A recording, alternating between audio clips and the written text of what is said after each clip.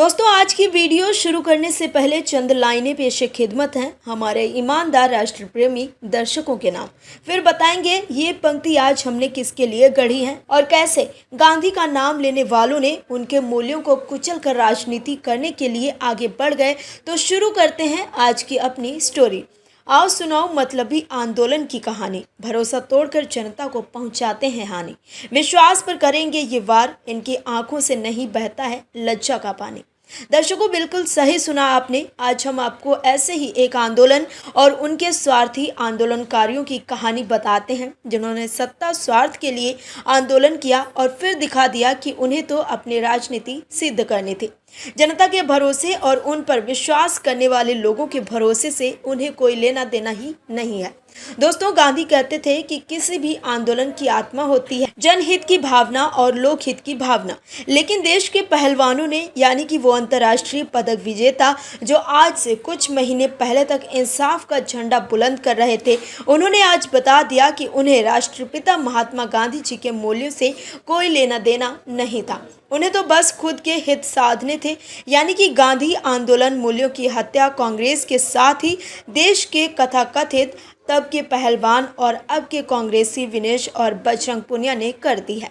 अब दोनों ही पहलवान कांग्रेस में शामिल हो गए और महिलाओं के शोषण पर ज्ञान बांटने वाले लोग गायब हो गए क्योंकि चुनाव आ गए और अब पहलवानी छोड़ विधायकी करने का समय आ गया था। तो विनेश और बजरंग ने थाम लिया कांग्रेस का हाथ। दर्शकों पहले भी खिलाड़ी राजनीति में आते रहे हैं, अलग अलग पार्टियां ज्वाइन करके राजनीति करते रहे हैं, अपना एक दूसरे से विरोध जताते रहे हैं। लेकिन इन दोनों की कांग्रेस में एंट्री पर बात करना इसलिए ज़रूरी है क्योंकि इन्होंने यहाँ तक आने के लिए जो राजनीतिक पैंतरेबाजी की है उससे कई गंभीर सवाल खड़े होते हैं।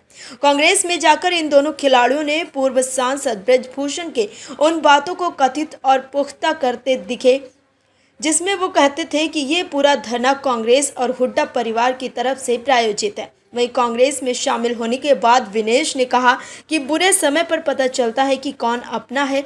बीजेपी को छोड़कर सभी पार्टियां हमारे साथ थीं। अब मैं एक ऐसी पार्टी में हूं जो महिलाओं के सम्मान के लिए सड़क से लेकर संसद तक लड़ती है।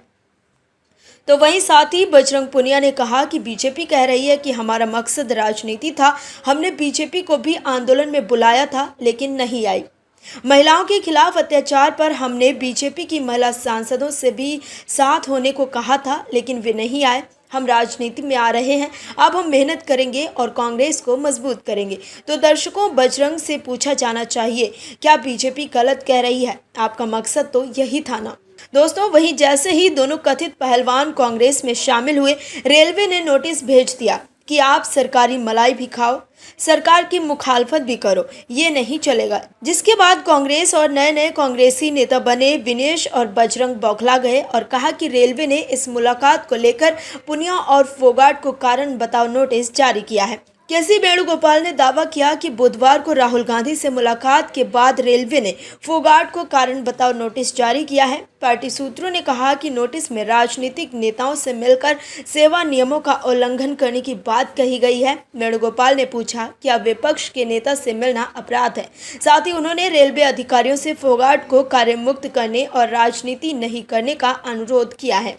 दर्शकों ये बात कहीं ना कहीं साबित होती है कि सत्ता और सरकार की मलाई एक साथ नहीं खाई जा सकती क्योंकि देश नियमों से चलता है, नाटक से नहीं। Bureau report OMH news. और भी वीडियोस देखने के लिए चैनल को सब्सक्राइब करें और बेल आइकन को दबाएं।